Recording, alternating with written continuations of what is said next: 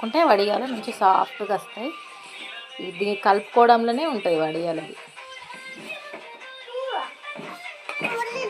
చూడండి ఇలా కలుపుకుంటే అది పర్ఫెక్ట్. ఏం తీస్తావు? ఇటుది ఇది ఇది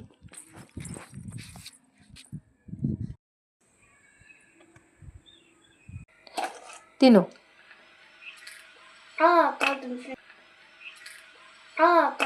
కాలుతుందా? చల్ల తీసుకో. వేడిగా ఉందేమో. బాగుంది.